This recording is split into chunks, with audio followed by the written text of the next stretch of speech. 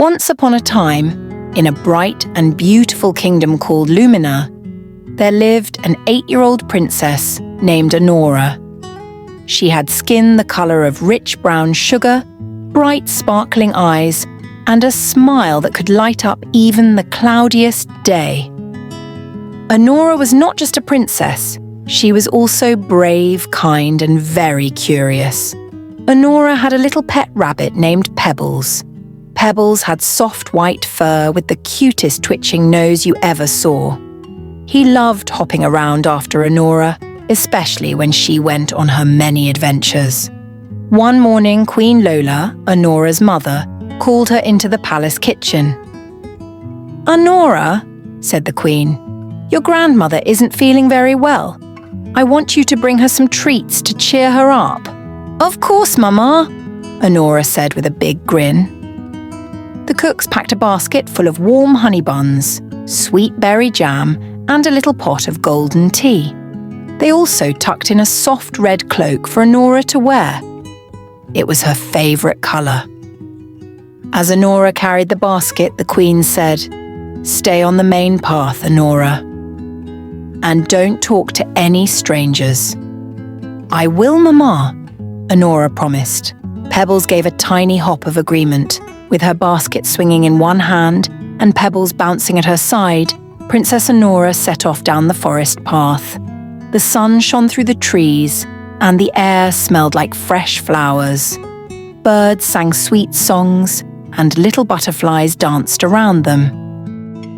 After a while, Anora heard a rustling sound in the bushes.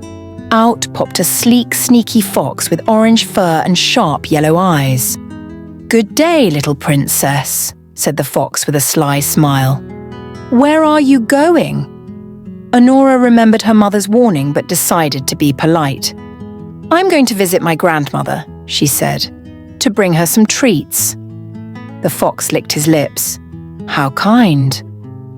But the road you're on is long and slow. I know a shortcut through the woods."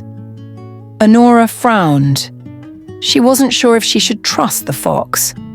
Pebbles thumped his foot hard on the ground. He didn't like the sound of this at all.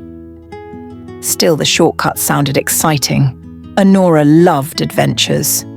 "All right," she said. "Thank you." The fox pointed his paw and slipped away into the trees.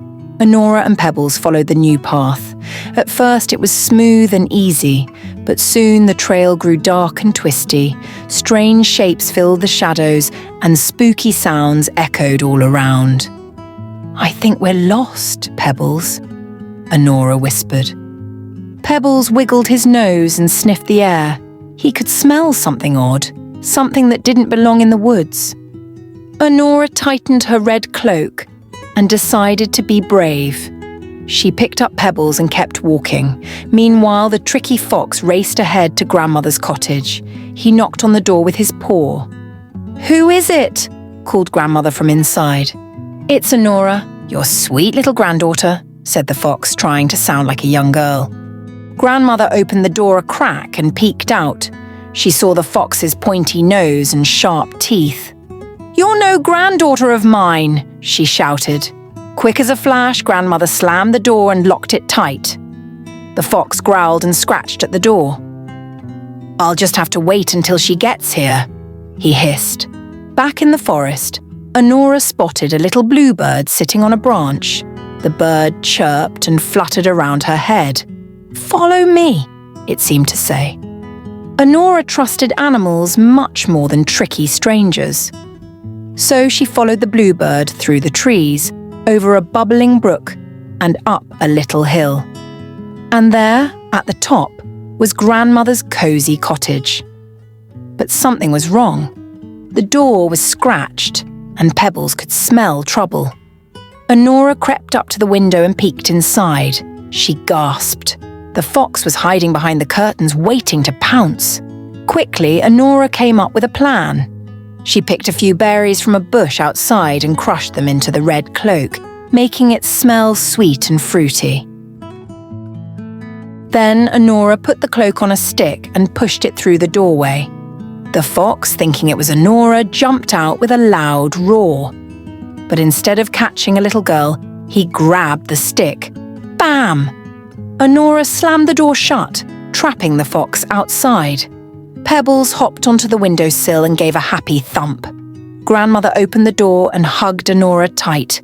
"You brave, smart girl," she cried. "You saved me." Anora blushed and smiled. She handed Grandmother the basket full of treats. Together they set out a table and shared honey buns and tea while Pebbles munched on a carrot. As they laughed and ate, the sneaky fox slinked away into the woods, his belly rumbling with hunger and his tail drooping low. He had learned a big lesson. Never mess with Princess Anora and her clever rabbit. That night, when Anora returned to the palace, Queen Lola wrapped her in a big, warm hug. "I'm proud of you, my little Red Riding Hood," she whispered. And from that day on, whenever anyone in the kingdom needed a hero, they knew just who to call. Princess Anora and her brave bunny Pebbles. The end.